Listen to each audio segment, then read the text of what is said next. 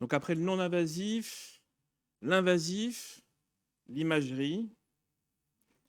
Alors il y a quelques ancêtres dans la salle, je tenais à les remercier, pour nous avoir amenés à cette belle société, l'ANAR, qui remplit cet amphi et j'en suis ravi. Et on vient de loin, on vient de l'invention de la neuroréanimation avec des Français qui ont été précurseurs et on vient aussi du scanner et on est très ravi de remercier Monsieur Hounsfield avec le premier scanner réalisé en 1971. Alors les choses ont changé depuis, vous avez à peu près 900 kilos quand vous faites un scanner qui vous tourne autour. Et avec la loi de Moore, nous avons augmenté très rapidement le tour. Il y a un tour en 0,22 secondes et on est passé sur des matrices qui sont énormes. Ce qui fait que très rapidement, moi quand j'ai commencé mon internat, j'ai connu ces premiers scanners en 1998. On ne pouvait pas encore avoir les reconstructions coronales. Et puis en 2007 arrive le multibarrette. Et maintenant, on est avec des scanners qui sont presque trop performants et qui nécessitent obligatoirement une reconstruction qui me vaut régulièrement des engueulades avec la radiologue parce qu'ils nous mettent les scanners bruts sans avoir un retraitement où il faut moyenner sur à peu près 2 cm les images pour bien interpréter un scanner neurologique. Alors on a vu débat, pic, pas pic, en tout cas une certitude, s'il y a un scanner normal, on ne met pas de pic. Et effectivement, alors je l'ai trouvé un peu dénigrant sur nos amis d'Amérique du Sud. Et non, hein, c'était des magnifiques centres hein, où certains centres français pourraient se poser des questions sur leur qualité des soins. C'est sûr que le préhospitalier est défaillant, mais en tout cas, il n'y avait aucune différence. En tout cas, en Europe, quand on regarde l'étude Center CBI, on peut être surpris que même si le scanner est normal, dans plus de 20% des cas, on met une pique. Et j'ai entendu des discussions un peu différentes. Non, on met une pique et puis on verra. Non, on ne met pas une pique. Et c'est un peu notre discussion du quotidien.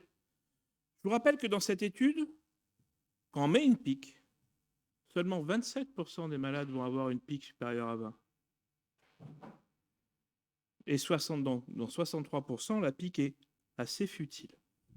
Donc, est-ce qu'il faut vraiment mettre une pique quand on a un scanner normal? Qu'est-ce qu'un scanner normal? C'était la question de ce matin. Est-ce que c'est un scanner normal? Je vous pose la question. Ah bah la vidéo, elle passe pas.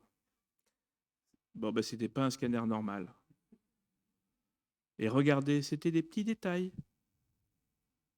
Un petit hématome au niveau du corps calleux. Un petit peu de sang qui traîne dans le fond d'un ventricule. Une toute petite contusion. Il faut avoir l'œil. Est-ce que c'est un scanner normal? Alors certains pourraient dire que c'est un scanner normal. Il y a 2 petits points d'hypodensité qui sont liés à une dissection carotidienne. Je vous rappelle qu'on a largement sous-estimé les dissections carotidiennes et que maintenant, il faut absolument faire également avec le scanner cérébral un scanner cervical. Et en particulier, c'est nos amis des HIA de Toulon qui nous ont montré que dans leur série de trauma crânien grave, près de 9% des patients avaient une dissection carotidienne. Un tout petit bémol, il faut faire très attention au grade 1 de dissection carotidienne que peut nous rendre le scanner cervical, car quand on regarde et quand on compare scanner versus artériaux, en fait, il y a un surdiagnostic et quand on regarde, on a pas mal de faux positifs sur cette catégorie-là.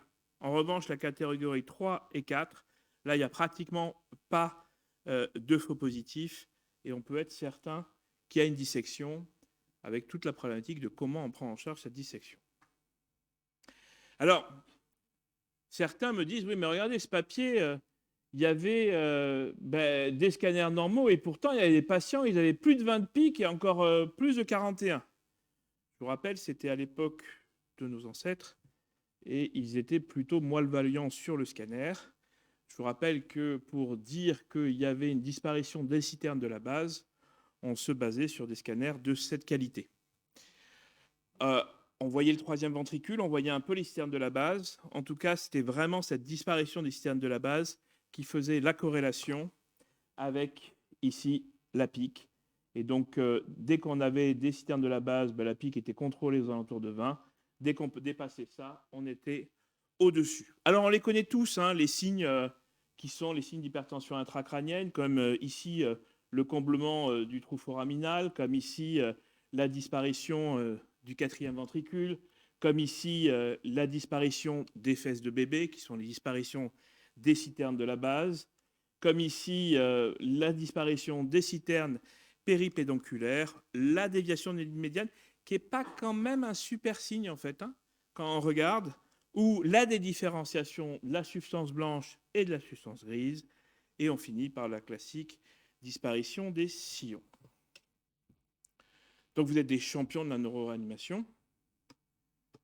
Pensez-vous qu'il y a une hypertension intracrânienne? Qui lève la main pour dire qu'il y a une hypertension intracrânienne? C'est quoi la clinique? 27 ans, AVP moto, il t'arrive sédaté par le SAMU, intubé, ventilé, difficilement évaluable, et tu as ce scanner. Bon, vous avez tous vu sur le scanner une petite contusion frontale, une petite dédifférenciation, une autre contusion ici, un effacement du ventricule, ici également, et puis probablement une contusion. Pour l'instant, on ne voit pas encore de contre-coup, et ici, on voit une magnifique petite pétéchie. Voilà. Bon, allez, je vous le donne. Ici, le patient est pris en charge. Vous avez en jaune la pression intracrânienne. Donc, quand on la met, au final, après le scanner, elle n'était pas si élevée que ça. On aurait pu penser qu'il y en avait une un peu plus élevée. Rassurez-vous, il va assez vite mal évalué. Il part au bloc pour un fémur. Un pic d'hypertension intracrânienne, mais en fait, on voit qu'ils ont complètement déconné sur la ventilation où la PCO2 monte au-dessus de 45. Et puis, on normalise la PCO2. La pique revient à peu près dans le range. 2 jours se passent. Vous refaites un scanner. Voici le scanner. Je vous laisse le regarder un tout petit peu. Et on est dans cette situation. C'est-à-dire qu'il nous fait des pics à 40. Alors à Marseille, on ne sédate pas beaucoup les malades, 4 mg d'hypnovel maximum, sinon c'est pampan cucu sur les fesses de bébé, et 20 gamma de sulfentanyl. Votre infirmière vous appelle, il faut le transférer, ok. Et donc, dans un endroit où on sédate, et vous avez mis que la mise en place de la PIC entraîne pour conséquence, c'est marqué dans toutes les études, une augmentation de la durée de ventilation mécanique, une augmentation des sédations. Ça, c'est son scanner. Là, la jaune, regarde. Ah, elle était au-dessus. Je l'ai sur mon ordinateur, je te la montre, il n'y a pas de souci. Je te montre le scanner. Qu'est-ce que vous faites? Vous ne le réveillez pas. Pupille normale. Pupille normale, Doppler normal. Pour moi, le scanner s'est nettement amélioré. On revoit de nombreux sillons et on a décidé de le réveiller. Et voici l'évolution. Glasgow 14, la pique s'est normalisée. Et vous voyez, en temps réel, hein, ce patient aurait été sursédaté. Et pour nous, on avait des critères scannérographiques qui nous disaient que ça s'améliorait. Alors, est-ce qu'on peut être un peu plus meilleur sur l'évaluation de la pression intracrânienne? Alors, certains se sont amusés à faire des formules assez complexes. Oui, il y a une bonne corrélation entre leurs algorithmes et la mesure de la pression intracrânienne. L'évolution, c'est Bernard qui l'a, c'est l'intelligence artificielle avec une analyse automatisée du scanner. Et un élément, c'est la quantité de LCR qu'il y a dans un cerveau, qui est assez corrélée avec la présence ou pas d'une hypertension intracrânienne. Même nous, Marseillais, on est capable de détecter et de différencier, ça c'est nos données, le LCR cisternal du LCR ventriculaire, et à partir d'un scanner, avoir une segmentation automatique du sang et avoir le sang parenchymateux, le sang cisternal et le sang ventriculaire. De nombreux algorithmes se sont développés également en parallèle. Ça, c'est un papier de cette année où ils arrivent à détecter la déviation de la médiane, mais en fait, c'est pas super bon. L'hématome et le volume de l'hématome est à prendre en compte. Et donc, quand on regarde l'accuracy avec ces différents algorithmes, on est aux alentours de 0,80. Donc, c'est pas encore bien, parce que le scanner ne peut pas répondre à tout, mais c'est déjà pas mal. Mais, très clairement, quand on compare par rapport au clinicien, ça fait bien mieux que le clinicien, qui fait très très mal, sauf dans les cas caricaturaux. Alors, une autre information, parce que c'était la surveillance, c'était la contusion. La contusion, on a tous vu ces scanners où d'un coup, il n'y avait pas grand-chose et on se retrouve avec une évolution de la contusion qui est effroyable. Et quand on regarde un peu dans la littérature, on s'aperçoit que c'est entre 20 et 40% d'augmentation, que c'est essentiellement sur les 24 premières heures, et après le 3 à 4e jour, il y en a très peu. Il y a un magnifique papier qui recense ça et qui montre qu'effectivement, la contusion, c'est probablement ce qui augmente le plus dans l'évolution du traumatisme crânien. L'hématome extradural augmente peu, le sous-dural augmente pas mal, et au final, l'association de ces petits volumes fait une grosse association. Quand on regarde l'évolution de la contusion, on voit que c'est essentiellement sur les 12 premières heures qu'on va avoir l'évolution de la contusion. Et ça tombe bien, quand on regarde ici dans cette étude sur 1000 patients presque, on voit que essentiellement, il y a le scan initial, et puis le deuxième scan, il est autour de la 10e heure, et un troisième scan vers la 24e heure. Alors, qu'est-ce qui peut être un élément qui nous fait dire, à nous cliniciens, attention, cette contusion, elle peut augmenter. Mais déjà, le volume initial de la contusion. Et ça, il y a plusieurs études qui montrent que plus le volume est important, plus le risque d'augmentation est important. Quand vous avez un volume supérieur à 20 millilitres, le risque de protection est x5, c'est 11% par millilitre de contusion. Quand c'est inférieur à 4 millilitres, même si je vous ai montré l'inverse à un moment, statistiquement, le risque est faible. La localisation de la contusion. Une contusion frontale a beaucoup plus tendance que toutes les autres contusions à augmenter de volume dans les 24 heures. L'existence d'un contre-coup, le fait qu'il y a un contre-coup multiplie par 2 le risque d'augmentation de la contusion initiale. Et surtout, lorsque ce contre-coup est en temporal, avec une augmentation significative. L'existence d'une hémorragie méningée ou d'un hématome sous-dural, pas d'un hématome extradural. Quand on regarde l'ensemble des études, et il y en a de plus en plus, le fait qu'il y ait une hémorragie méningée associée augmente le risque d'augmentation de la contusion de x2 à x8. C'est tous ces signes d'alerte qui ne nous sont pas beaucoup enseignés, mais qui sont des signes d'alerte qui doivent nous dire, ce patient-là, je vais être hyper attentif. La compression du citerne de la base, mais souvent c'est un peu tard.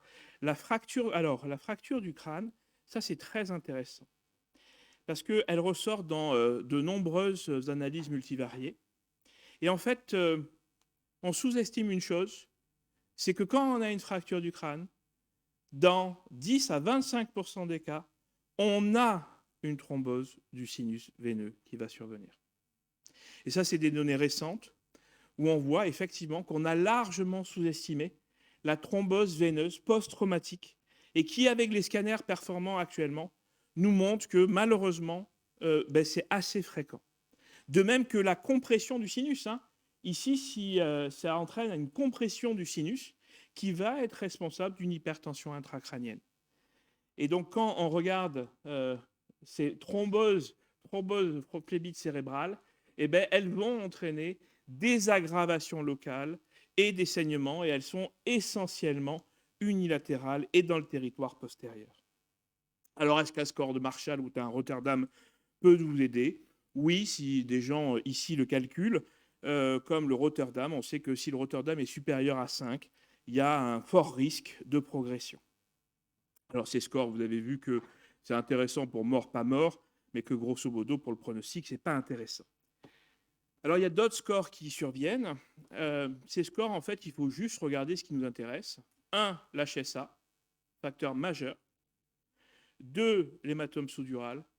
Et 3, cette fameuse fracture du crâne. Quand on a ces 3 facteurs, c'est des patients très haut risque. Voilà ce qu'on peut en sortir de la littérature en 2022 sur le scanner. Et l'intelligence artificielle fera peut-être bien mieux. L'IRM. L'IRM, nous, c'est devenu beaucoup plus facile. On en a 5 à la Timone. Donc, l'accès à l'IRM se multiplie chaque année. Le problème, c'est de savoir de quoi on parle. En fait, l'IRM, tout dépend du délai de réalisation. On peut avoir une IRM à la phase très précoce, et on va faire une fast IRM. On va faire exactement ce que font nos neurovasculaires. C'est-à-dire qu'on va faire un flair, on va faire un DTI et un T2 étoile, et plus ou moins TOF. Et encore, le plus ou moins, c'est moins que plus. Parce que le TOF est trop sensible. Et puis après, il y a, une fois que l'orage est passé, on va établir un bilan. L'IRM n'a pas d'indication de surveillance. Et donc, il y a, je ne sais pas pourquoi c'est crypté, mais il y a 2 séquences pour nous qui vont être le flair et le SWI, ou le T2 étoile. Alors, je ne sais pas si mes vidéos vont passer. Voilà. Et donc, le problème, c'est d'essayer d'arriver à ces patients-là. Ce patient, on l'a craniectomisé, mais on l'a craniectomisé trop tard. Si vous regardez bien, il a une magnifique lésion au niveau du tronc cérébral. Et si on arrivait à mettre en place ces fast IRM qui nous permettraient de dire malheureusement ce patient est dépassé parce qu'il a déjà une souffrance ischémique du tronc, peut-être qu'on ne serait pas dans ces situations-là. Dans tous les cas, l'IRM, vous le savez, c'est très largement supérieur au scanner. Ça détecte 20 à 50 fois plus de lésions axonales diffuses que ces lésions axonales diffuses, lorsqu'elles intéressent le corps calleux ou la corona radiata, n'ont pas vraiment d'incidence pronostique. En revanche, quand elles sont au niveau du tronc cérébral, elles sont très impactantes, et en particulier quand elles sont au niveau de la paroi postérieure du tronc cérébral, là où il y a la formation réticulée activatrice. En revanche, le seul message qui est important de passer, c'est de vous dire que ces séquences-là, elles ne signent pas la taille de la lésion. Ce n'est pas parce que vous avez un gros trou noir que vous avez une grosse lésion. Vous avez une grosse perturbation du champ magnétique. Ça s'arrête là. Ça ne signe pas la taille de la lésion, et ça, malheureusement, on le sous-estime souvent. Dans tous les cas, là aussi, l'intelligence artificielle se développe, on les détecte automatiquement. Nous, on pourrait produire en routine ce type de carte. Vous avez en bleu l'œdème et en rouge l'hématome. Donc, je vous la repasse. Hop, pardon. Si elle veut bien, voilà. Et donc, on voit que ce patient qui a une crânectomie décompressive a une belle contusion frontale, une belle contusion temporale et aucune lésion ailleurs.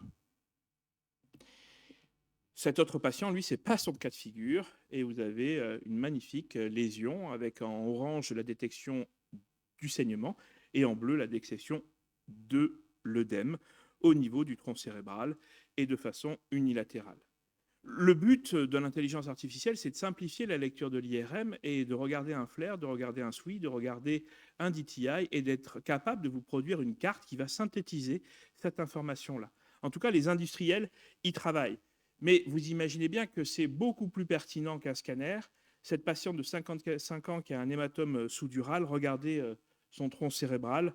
Alors, on va le reprendre ensemble. En fait, elle arrive avec une hémiplégie homolatérale parce qu'elle a un syndrome de Carnohan.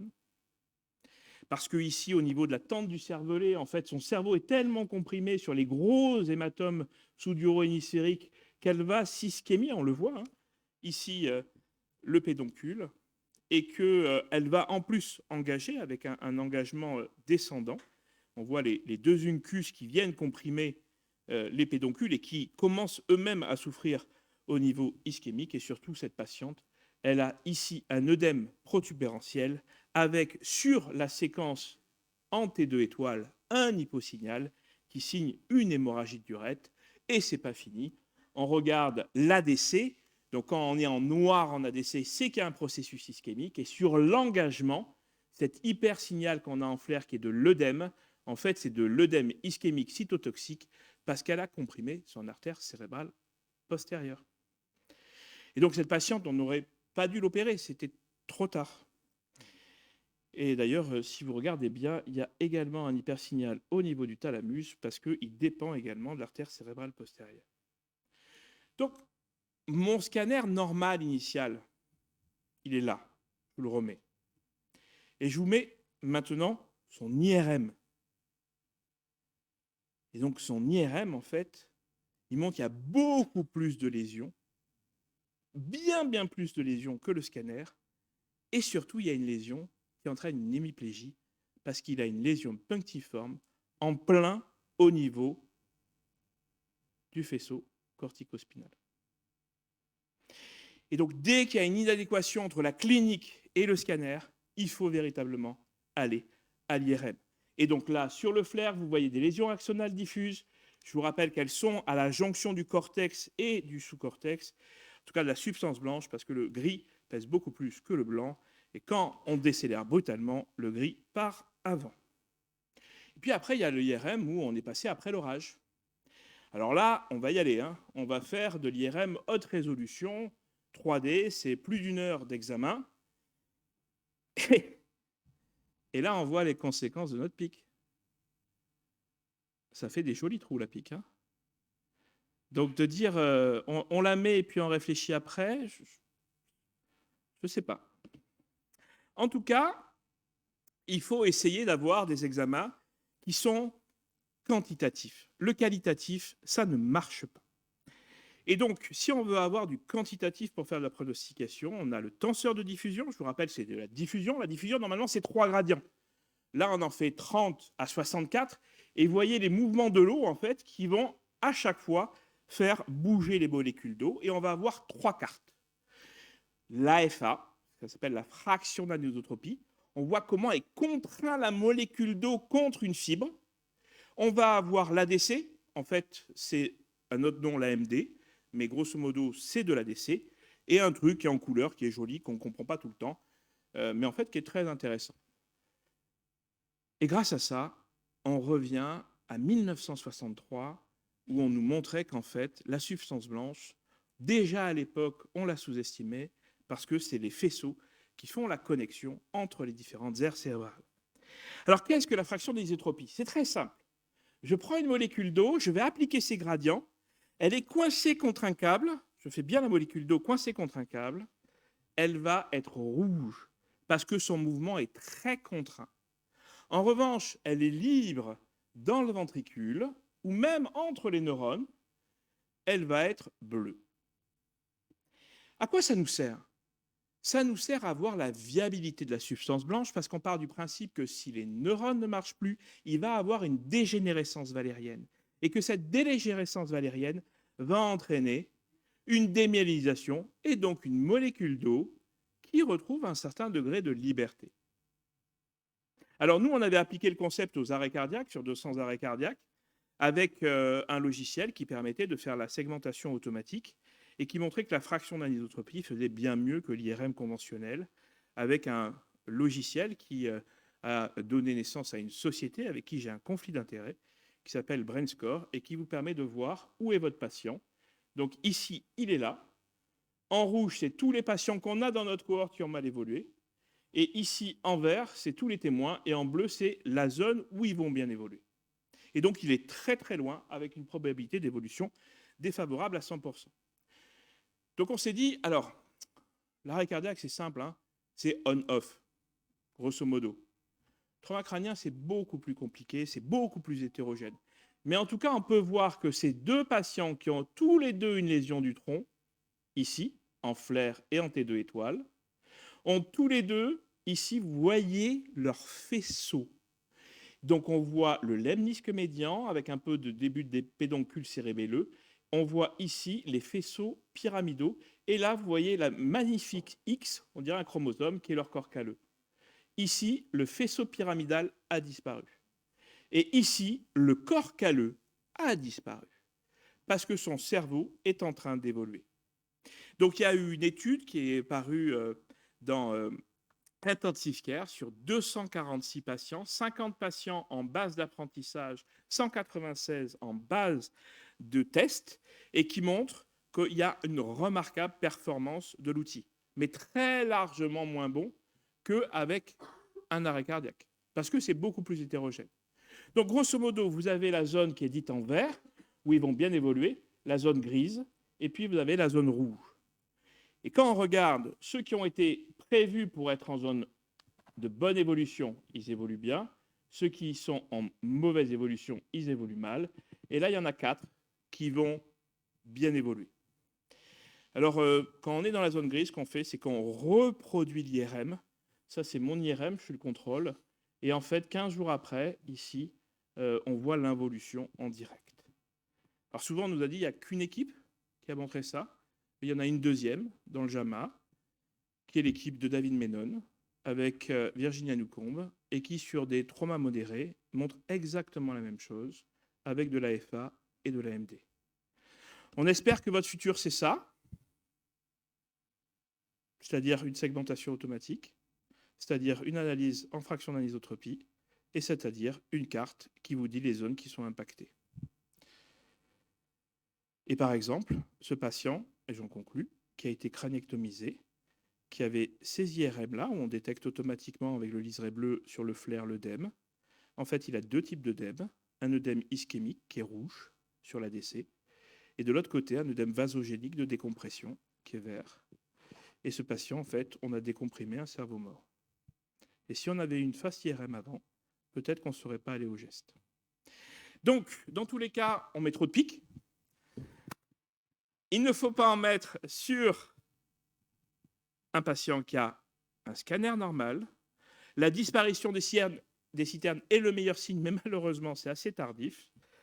L'IRM doit être systématique si le scanner ne permet pas d'expliquer la clinique.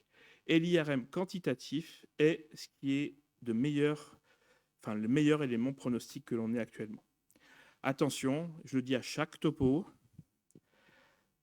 ne rigolez pas, parce que vous voyez, j'ai 2 photos, donc ça veut dire que ça arrive souvent.